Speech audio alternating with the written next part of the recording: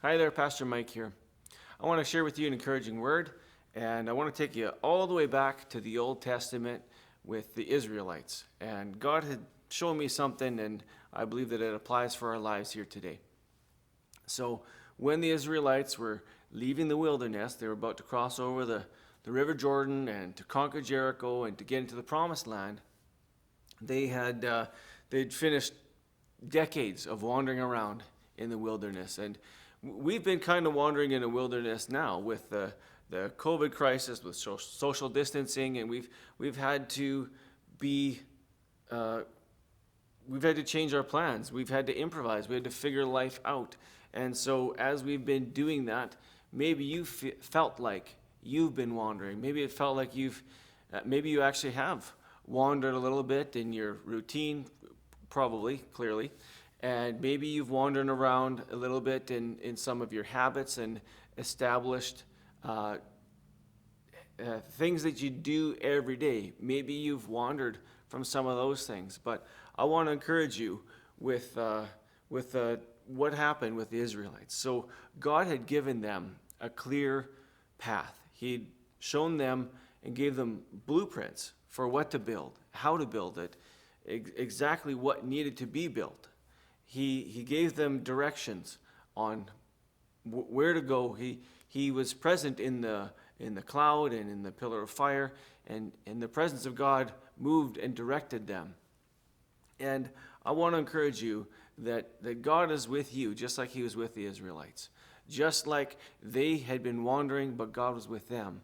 I want to encourage you that you have the presence of God with you as well. That he's with you, just like he was with the Israelites. And just like they wandered for decades.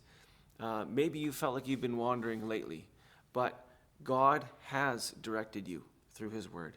He's shown you what to do. And just like he's directed them in the different routines and the different things and the different items that God wanted them to build and have established, I want to encourage you to get those routines, those habits back established in your life, to start getting up again in the morning when you normally would, to get ready and to get ready to hit the ground running.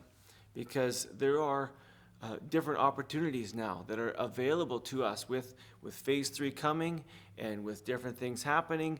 There are different opportunities that the government is opening up to us, and that God will be opening up to us. So I want to encourage you to get back into those routines, get back into those habits, get back into, if you've been missing out on your Bible time, I want to encourage you, get your daily Bible time in.